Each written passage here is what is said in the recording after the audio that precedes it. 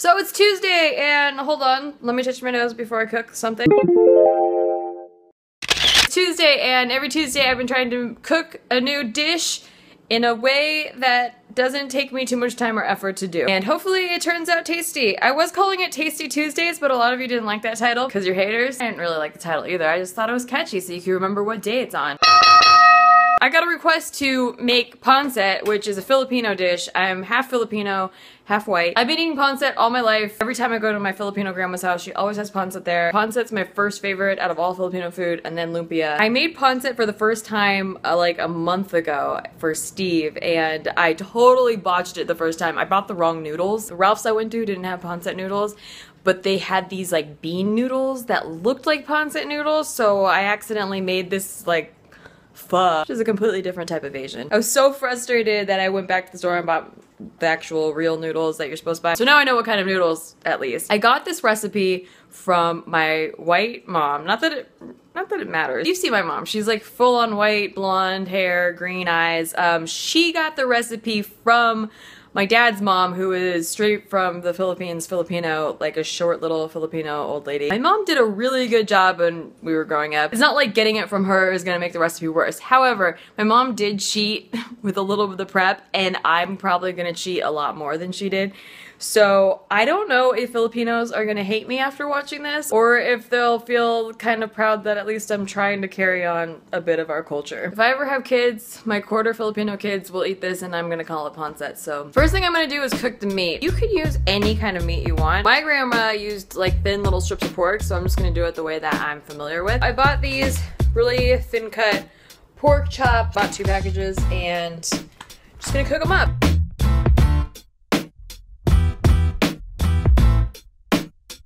Now our meat is cooked. Super easy. The part that usually takes the longest when making pancit is prepping the vegetables, but that's where the cheating comes in today. I'm sure if you got fresh produce and you chopped it all up yourself and you did all the prep work, it'd probably taste marginally better. But ain't nobody got time for that, okay? We're in a modern society. We got shit to get done. The main vegetables I always see in pancit is cabbage, carrots, and green beans.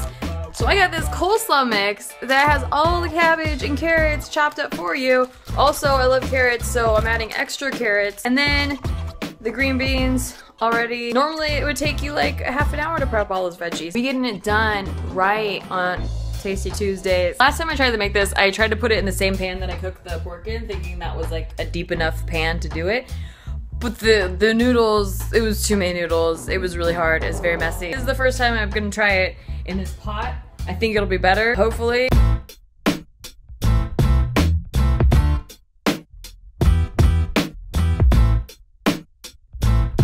These are the noodles that you need to use. They're rice noodles. They're like really, really thin, kind of like angel hair pasta.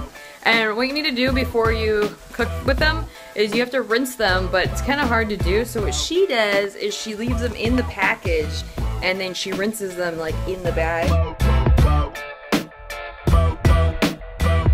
Now, when your vegetables are just about cooked in this pot, that's when you're gonna start adding the noodles to it, and you just kind of put them on top of the vegetables, and then you're gonna add 2 bowls of water. How big are the bowls? We don't fucking know. Asians are crazy. They have like special Asian bowls for their pancit.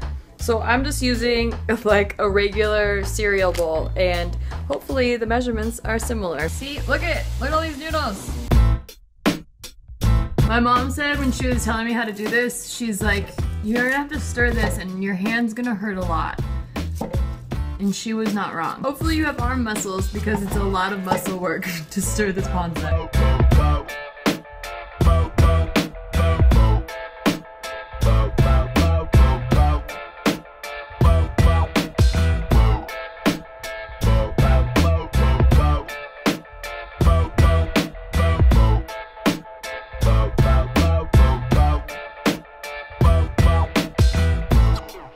Here is my final pancit mixture. I just had a bite and it was way better than the pancit I cooked last time. It tastes very similar to my grandma's and I'm pretty proud of it. There's a shit ton of stirring. Holy shit.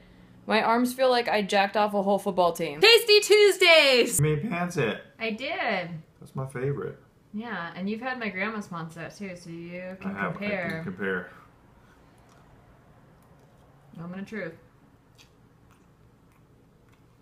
Damn, it's great. Compared to my grandma's, what do you think? Tastes just like it. That's what I said. I honestly feel like this one does. You nailed it, boo. Like, I've missed out on some seriously dope cuisine until now. This is really great. Yay. The only thing really is that I don't know how, like, I feel like when my grandma cooks this, the noodles stay longer, and Yeah, that's true. like, I don't know how to make it would keep the noodles long. Dude. Maybe she doesn't stir it as much as I stirred it, but Nikki, this is fucking good, though. yay! I do feel like it's Dude, really good. you nailed it. The taste is all there. Way better than last time. Exactly. Way better, dude. Holy shit. Yeah, it's just the noodle length. I don't know. Maybe you Filipinos can help me out. How do you keep the noodles long? I don't know. What do you mean? I thought you were Mexican.